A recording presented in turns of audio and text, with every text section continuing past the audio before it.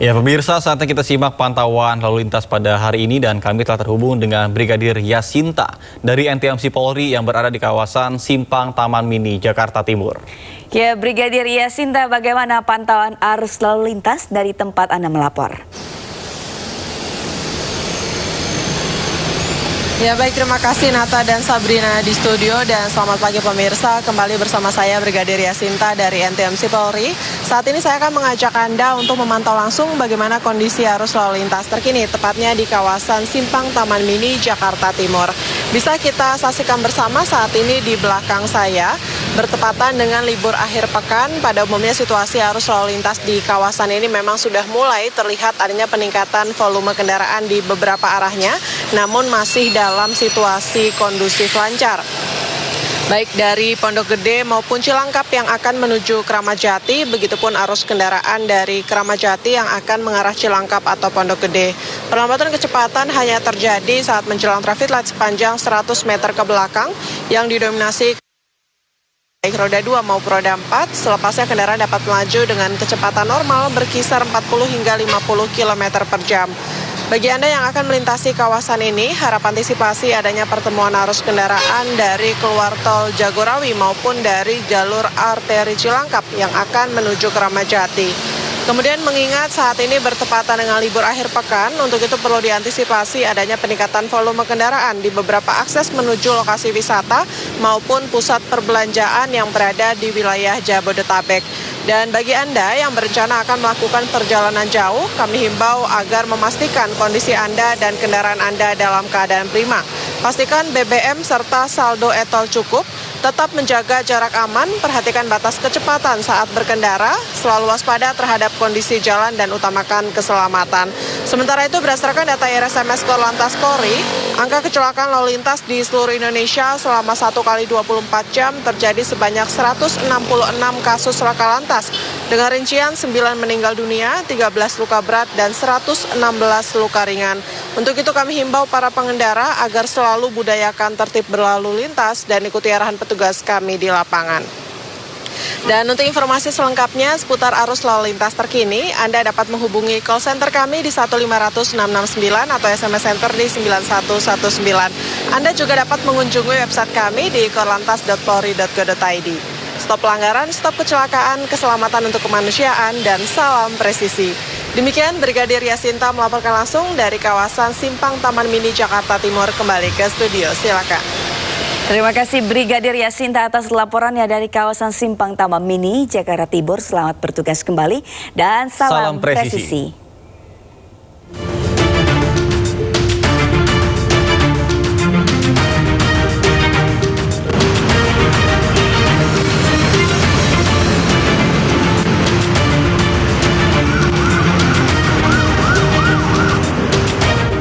Beralih ke informasi lainnya pemirsa, Presiden Prabowo Subianto mengakhiri kunjungannya ke Arab Saudi pada Kamis malam.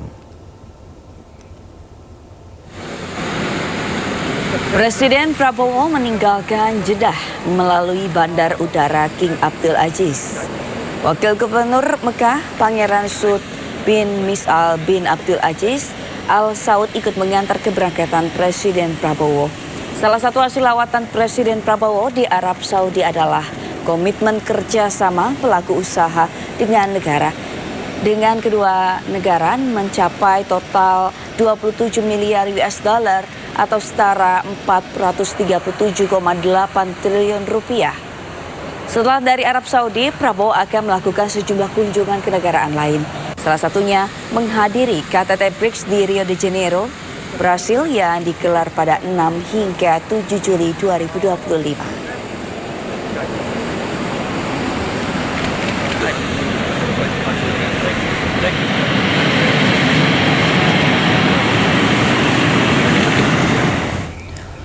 Pemirsa, insiden tragis menimpa pendaki Brasil Juliana Marins di Gunung Rinjani menjadi sorotan dunia. Apa tanggapan Wakil Ketua Komisi 7 DPR RI Rahayu Saraswati Joyo Hadikusumo terhadap peristiwa ini? Kita simak dalam program One on One Sindo News berikut ini. Hal yang saya juga mau, ini bukan berarti kita menyatakan semuanya sudah perfect, tidak. Banyak hal yang harus diperbaiki di Indonesia. Ya, salah satunya tentunya untuk standar penyelamatan, standar berbagai hal yang kaitannya dengan standarisasi untuk kepariwisataan di Indonesia. Apakah itu dari infrastrukturnya, sarana, prasarana dan seterusnya. Oke, itu yang satu. Ya, jadi kita masih harus evaluasi diri. Yang kedua, saya mau menekankan ya, walaupun saya bukan hiker, saya bukan pendaki. Setahu saya, pendakian itu adalah sejenis olahraga. Betul. Yang ada resiko-resikonya.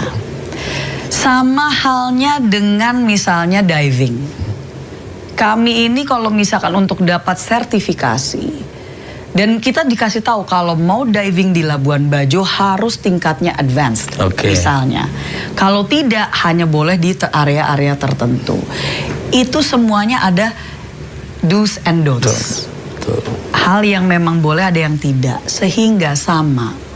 Untuk pendakian jangan dianggap remeh. Pasti ada resiko. Apakah semua yang mendaki ke Gunung Everest akan selamat? Tidak. Nyawa yang menjadi taruhan. Sehingga pada saat kita melakukan sebuah olahraga yang cukup ekstrim, haruslah kita melakukannya dengan betul-betul paying attention, ya, waspada, harus bisa bersama. Kalau memang itu harus sekelompok ya sekelompok, jangan lari sendiri. Jangan memisahkan diri. Iya, kembali lagi ini nggak bicara tentang konteks itu spesifik ya. Saya bicara secara general ya, umum. Nah, apa yang terjadi di situ saya tidak tahu kronologis secara detailnya. Tapi kalau kita bicara tentang upaya dalam penyelamatan, pasti ada faktor alam, ya. Nggak mungkin istilahnya kita mau menyelamatkan orang, terus ada hurricane. Terus kita bilang, ya nggak apa-apa, lu sehelikopter mati-mati aja, yang penting lu nyelamatin, kan nggak mungkin. Betul. Gitu loh. Itu di luar negeri pun, di Swiss Alps misalnya, kalau misalkan ada pendaki yang hilang, ya nggak semudah itu juga.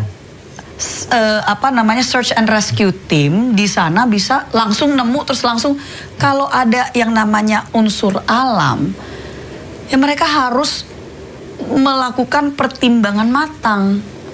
Jangan sampai demi menyelamatkan satu orang, 2-3 orang hilang. Nah itu betul. Ya, jadi kita ayolah kita lihat ini dengan jangan hanya karena istilahnya udah jengkel sama negara sendiri, segala hal dianggap jelek. Gitu loh. Silahkan kalau misalkan Anda mau tinggal di luar negeri, monggo. Ya, bukan saya mengusir, tidak.